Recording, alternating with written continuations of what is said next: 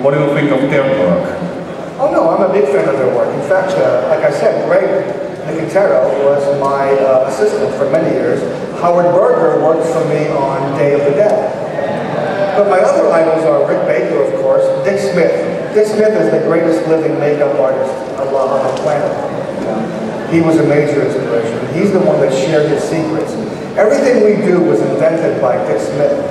So, and it's unfortunate though, today, Dick Smith is, I think he's almost 90 years old. If you show him a picture of Marlon Brando from The Godfather, he doesn't know who it is. He doesn't remember doing it. Or Dustin Hoffman, in Little Big Man. He doesn't know what it is.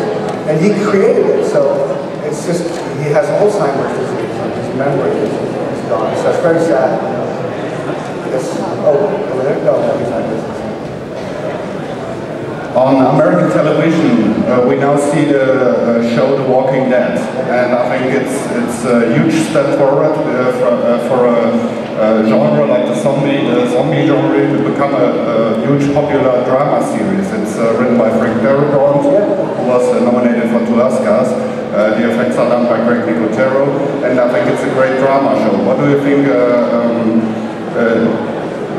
that the show has become, that the theme about zombies has become a popular television show now, and it's shown on television? It's about time, you know, because television is full of Twilight, you know, vampires, amber-eyed, sparkling, homosexual vampires.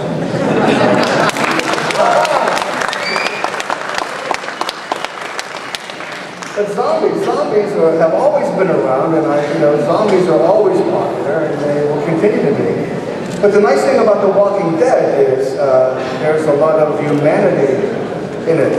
Like, you know, in most zombies, that you can't wait to find the zombie and blow his brains out. In The Walking Dead, he apologizes to the zombie because he realizes it's not their fault that they are a zombie. And that's the first time we ever see that. So, and they have signed on to do the 2nd season. So I think it's going to be around for a while. I might be the governor. I might be the governor in The Walking Dead when the series comes out. I don't know the comic book, the graphic novel. I don't know what the governor is. Is he a zombie? Is he? Do you know it? Anybody know it? I think the character of the governor is a very popular villain, and I think it's on number 87 or something of the most popular comic book villains of all time. Yeah. Well, what a surprise! A villain, me, a villain. Yeah, I think it's his face. I'm always playing villains. You know? Any other questions? Yeah, wait a minute. Yeah.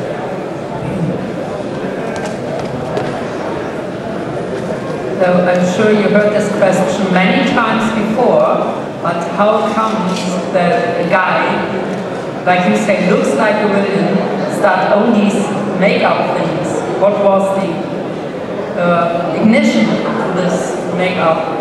You mean why did I start doing makeup? I don't know, when I was a kid, most successful people that I know today had a passion when they were children, and I did. You know, I had a passion for monsters, but I believed they were real. Frankenstein, the Wolfman, the creature from the Black Lagoon. I believed they were real. But then when I saw the movie Man of a Thousand Faces, the story of Lon Chaney, the story of Lon Chaney creating monsters, I said, aha, of course, somebody creates those things. And that from that day on, I wanted to be the guy that creates the monster.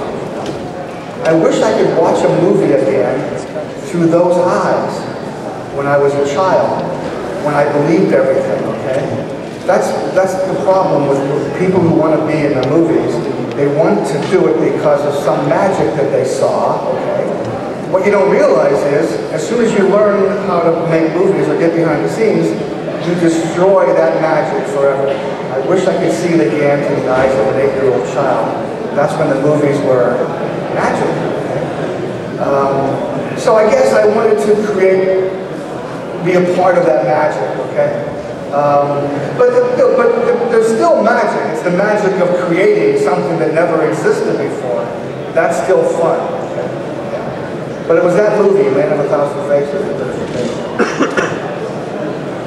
No? Question?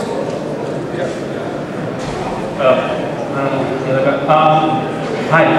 No, yeah, hi, there. Hi, sorry. I have another question.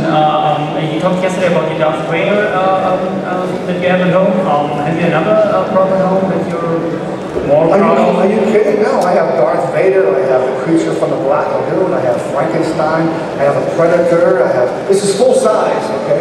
In my bedroom. Yeah, I've got Gort the robot from Day the Earth Stood Still. I surround myself with my favorite monsters now that I can afford it, okay? When I was a kid, I used to shine shoes in the street to buy a mask, you know, or to buy makeup to learn, you know. But now that I can afford it, I buy all the monsters. I must have 3,000 masks now, you know, because I couldn't afford them when I was a kid. Could you tell us a few words about your involvement in the death metal we just trailered? The what? The death metal trailer that just ran. Oh, this? I'm just in it. I'm a vampire. I have no idea why I'm in it. The part makes no sense. I've seen the movie. There's no reason for me to be in it except to put my name on the box, the DVD box. You know? But some of it's really good, and the music is awesome. Because Midnight Syndicate is famous for their wonderful horror music. You know? I think that's the whole reason they made the movie, was to put their music in something. Although they gave me the music for free when I directed Show Factor, you know, because we're friends. You know, and that's another reason why I did it, because we're friends. That gets you in trouble sometimes. Are you back there? Okay. Yeah. What are your two favorite monsters? Your favorite classic monster and favorite modern monster, no matter who creates them? Favorite classic monster, favorite modern monster. I think my favorite classic monster is the creature from the Black Lagoon, because that was 1954. That was wonderful. And my favorite modern monster would be the Alien. Because it's so unique and so well, Geiger, anything from Geiger is just so creepy. But there's only two movies that scared me: The Alien and Exorcist. Okay, everything else is like an exercise in learning about making movies. Like why did they do that? Why did the director do this? Or looking at the lighting. But those two movies, you couldn't even think about that stuff. It just scared you. So, those are two of my favorites. Yes, right here. What part of England are you from? What? About an hour's drive from London, west of London. What's it called? It's near Reading in Berkshire. We're actually a little town called Yateley, so... Okay. Like we did a convention in Watford. Remember Watford? Yeah, I'm going to try and find out from you this weekend where we don't have to fly all the way to Germany to come and meet some people like yourself. Well, I've done many shows in London. Not that we don't mind, we love coming to Germany, so it's fine. But you're lucky.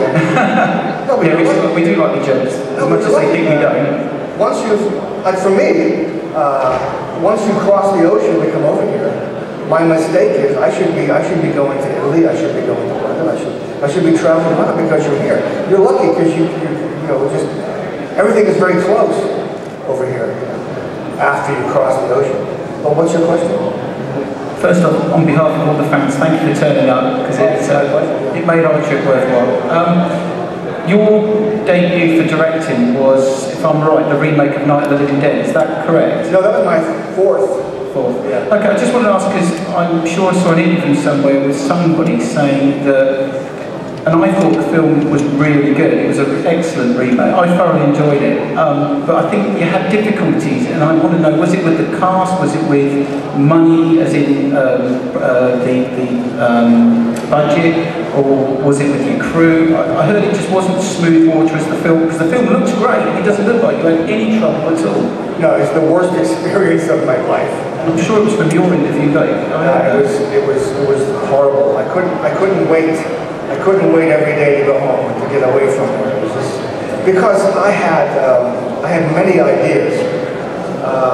The finished movie is about 30% of what I wanted to do. Okay, you know, I had a whole different ending. I had a lot of things in the middle that were very suspenseful, and I believe the best scares come from suspense. You know, like anybody can jump up and go boom. Okay, that's a scare, and it lasts like 2 seconds. Right? But the best scares come from suspense. Here's a room. Here's a door. Here's a door. Show the monster behind this door. The monster or the psycho or the tentacled creature, whatever it is, show that it's behind this door. So as soon as the girl walks in, and it's usually a girl, because it's a horror movie, right? As soon as the girl walks in, the scare has started, because you can't wait for her to get to the door. Now the scare has begun. And if you're smart, if you're a good director, you slow her down. The phone rings.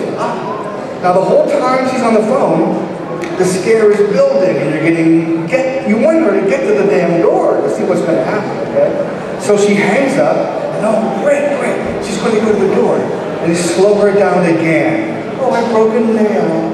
You know, something. And now the scare is too much. And if you're really smart, a director, when she does get to the door and she opens it, there's nothing there.